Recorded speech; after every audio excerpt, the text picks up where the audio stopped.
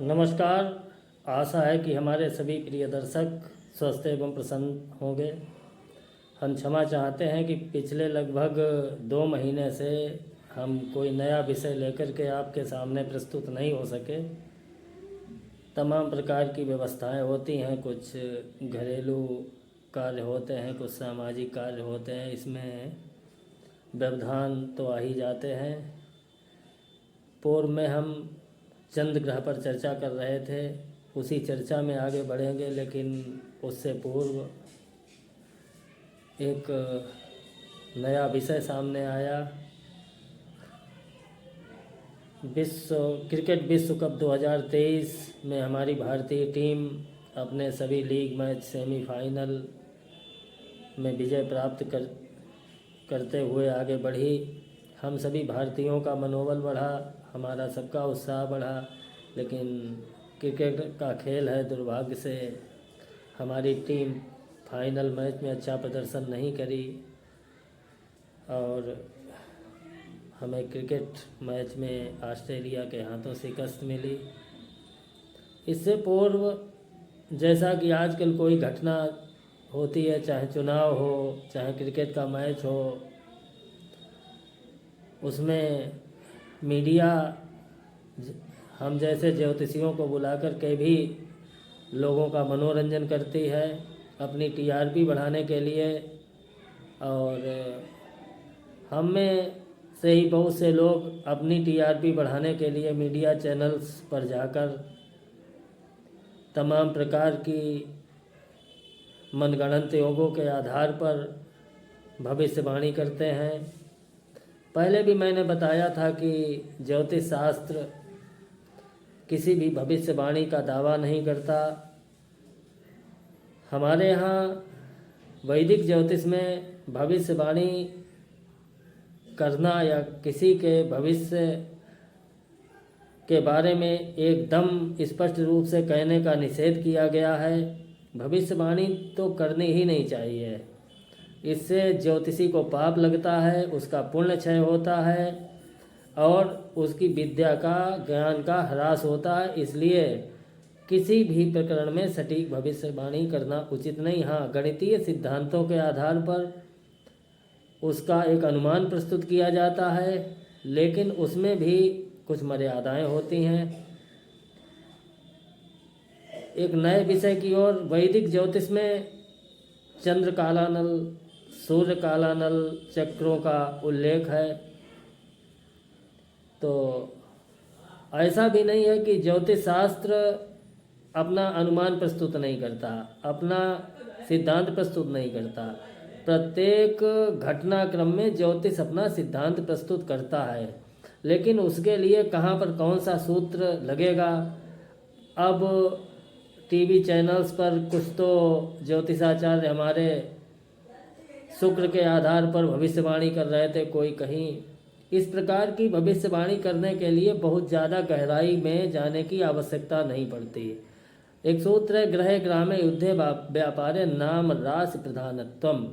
यानी आप अपना मकान बनवा रहे हैं, कहीं दूसरे शहर में या देश में आपको निवास करना है, लड़ाई झगड़ा मुकदमा आदि में किसी प्रतिस्पर्धा के लिए और मुकदमा आदि के लिए नाम राशि से ही विचार किया जाता है।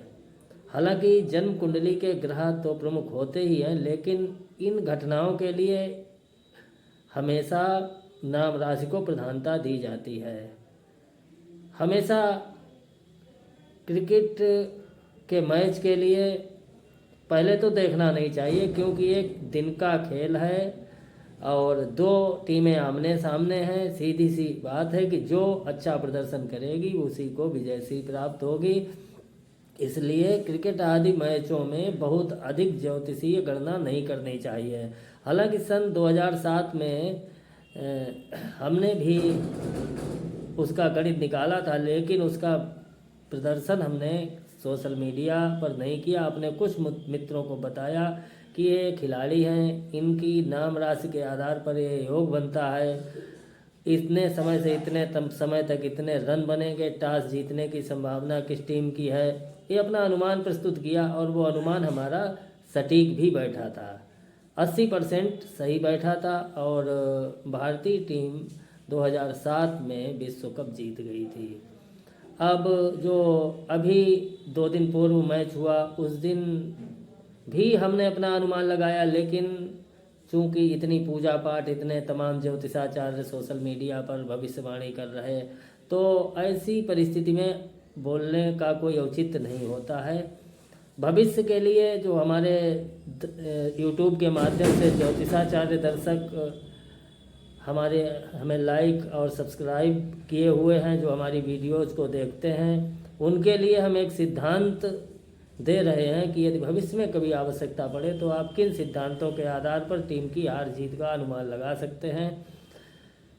हमेशा जो मुख्य कप्तान हैं टीमों के, उनकी राशि और उस दिन के चंद्रमा की राशि के आधार पर आप सीधा सा गणित निकाल लीजिए। यदि जिस क्रिकेट कप्तान की राशि से उस दिन का चंद्रमा यदि 4, 8, 12 अशुभ स्थानों पर ना हो तो जीत की संभावनाएं, यदि शुभ स्थानों पर है तो जीत की संभावनाएं उसी क्रिकेट कप्तान के देश के लिए सटीक होंगी, और यदि अशुभ स्थानों पर है तो हार की संभावना अधिक रहेगी। अब जिस दिन हमारा विश्व कप था उस दिन मकर राशि में चंद्रमा था, श्रवण नक्षत्र था, और हमारे कप्तान रोहित शर्मा की तुला राशि, तो सीधे सीधे चतुर्थ चंद्रमा, तो वहीं से संभावना नहीं के बराबर हो जाती है। अब यदि आपको बहुत गहराई से गणित देखना है तो इसके लिए आज हम चंद्र काला नल के बारे में बात करेंगे।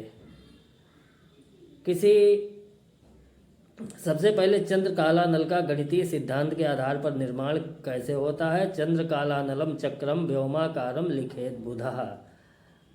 एक वृत्त अर्थात गोला बना करके उसके केंद्र यानी मध्य स्थान से पूर्व से दक्षिण, पूर्व से पश्चिम और दक्षिण से उत्तर की ओर रेखाएं लिखकर चारों दिशाओं में त्रिशूल बना दे।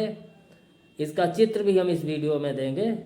और केंद्र से ही सभी दिशाओं को सीधी रेखा लिखे और सामने की रेखा स्थित त्रिशूल के बीच में दिन का नक्षत्र यानी चंद्रमा जिस नक्षत्र पर हो लिखकर उसके मतलब 28 चंद्रमा का नक्षत्र लिखकर क्रम से अभिजीत सहित 28 नक्षत्रों को लिखे। यानी जो सबसे ऊपर का त्रिशूल है उसके मध्य से अश्विनी नक्षत्र से लेकर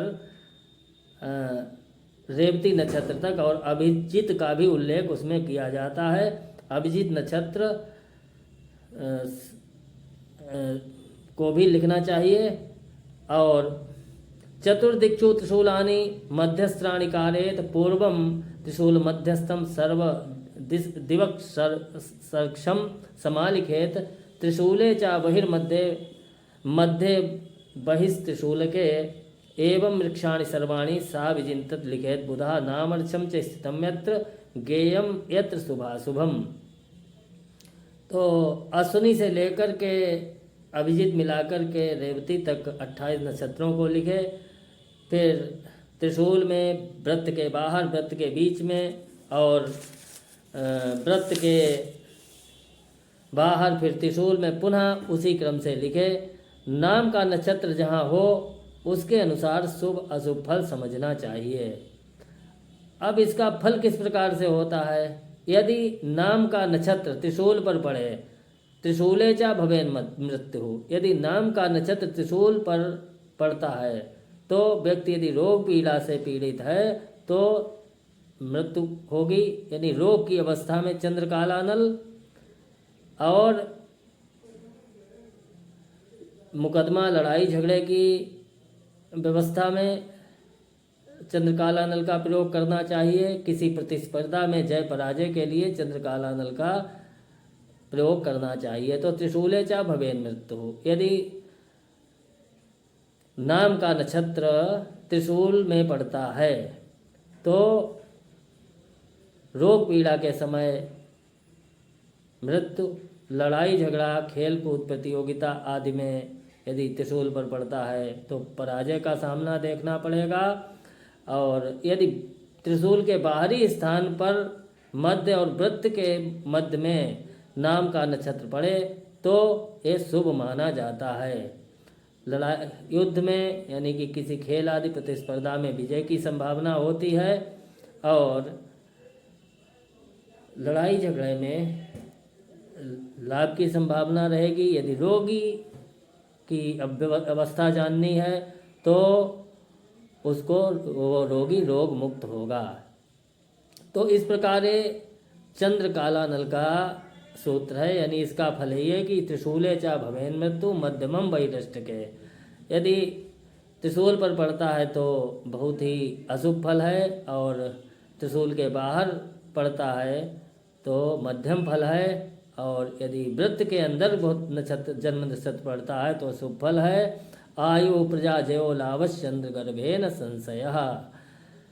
तो इस प्रकार ये चंद्र काला नल चक्र की रचना का सिद्धांत अपने ज्योतिष शास्त्र में है। हमेशा चंद्र काला नल का चक्र बना करके ही इस प्रकार के सिद्धांत का निर्णय करना चाहिए कि मुकदमे में किसकी विजय होगी, खेल कूद प्रतियोगिता में कौन जीतेगा। सबसे कष्ट की बात यही है कि आज जो फर्जी डिग्री वाले ज्योतिषाचार्य तमाम, कोई भारत रत्न पुरस्कार, कोई अंतर्राष्ट्रीय ज्योतिषाचार्य, लगभग सभी ने इस प्रकार की भविष्यवाणियाँ की थीं कि एक हमारे जुड़े हुए, हमारे सोशल मीडिया पर जुड़े हुए एक हमारे ज्योतिषाचार्य हैं, उन्होंने बहुत हिम्मत करके 2 दिन पहले ही यानी सेमीफाइनल के उपरांत ही जब निश्चित हो गया था कि ऑस्ट्रेलिया की टीम और भारत की टीम विश्व कप खेलेंगी तो उन्होंने उसी दिन सायंकाल सोशल मीडिया पर गणितीय सिद्धांतों के साथ अपना वक्तव्य शेयर किया था। यानी उन्होंने स्पष्ट लिखा था कि भारत इस मैच में पराजित होगा। हालांकि ये कहते हुए भी अच्छा नहीं लग रहा है। हमारी भी भावनाएं भारत देश से जुड़ी हुई हैं और किसी भी भारतवासी को ये अच्छा नहीं लगा होगा, लेकिन जो ग्रह गणित है, जो परिस्थितियां हैं, उनको हम बदल तो नहीं सकते। और ज्योतिष का लाभ भी यदि ऊंचे स्तर पर कोई लेना चाहे तो वो भी संभव नहीं है, क्योंकि अभी भी ज्योतिष शास्त्र को पूर्णतः वैज्ञानिक मान्यता प्रदान नहीं की गई है, क्योंकि इसका कोई गणितीय सिद्धांत तो है लेकिन फलित के सिद्धांत आज भी देश काल परिस्थिति और अनुमान सिद्धांत के आधार पर चल रहे हैं। इसलिए इसको वैज्ञानिक मान्यता आज तक पूर्ण रूपेण नहीं मिल पाई है। हालांकि हम लोग उसको पूर्णतः वैज्ञानिक सिद्ध करने का प्रयास करते हैं, लेकिन ज्योतिष को जानने वालों की संख्या कम है। ज्योतिष को के द्वारा लोग अपना भाग्य तो बदलना चाहते हैं, लेकिन ज्योतिष को लोग समझना नहीं चाहते हैं। अवश्यमेव भोक्तव्यम कृतम कर्म शुभाशुभम। प्रारब्धवशात जो हमारे कर्म हैं, कृतकर्म हैं, प्रारब्ध संचित और क्रियमाण, इनको अवश्य भोगना पड़ेगा। तो जब एक उच्च स्तर की अवस्था आती है, यानी ज्योतिषी जब थोड़ा परिपक्व होता है, तो वो बहुत सोच समझ कर ही आगे की बात करता है। इसलिए हमारा सभी प्रिय दर्शकों से निवेदन है कि ज्योतिष शास्त्र को अंधविश्वास से मत जोड़िए। यदि आप इसको अंधविश्वास से जोड़ेंगे तो पाखंड की अधिकाधिक वृद्धि होगी और ये हमारे आपके लिए, हमारे समाज के लिए, राष्ट्र के लिए शुभ नहीं होता है। और ज्योतिषाचार्यों से निवेदन करेंगे कि आप किसी भी तरीके से अपना काम चलाइए, अपना व्यवसाय बनाए रहिए, लेकिन इस तरीके की सटीक भविष्यवाणियों से हमेशा बचना चाहिए। बच कर के रहें। धन्यवाद। प्रयास करेंगे कि जल्दी आपको नए नए विषयों पर हम अपनी यूट्यूब के माध्यम से आपसे जुड़े रहें। तब तक के लिए अब आज के विषय में इतना ही। धन्यवाद। फिर मिलेंगे। किसी भी प्रकार की ज्योतिषी समस्या के लिए, वास्तु संबंधी परामर्श के लिए आप हमारे मोबाइल नंबर 9450253563 अथवा 7007242475 पर हमसे संपर्क कर सकते हैं। धन्यवाद, नमस्कार।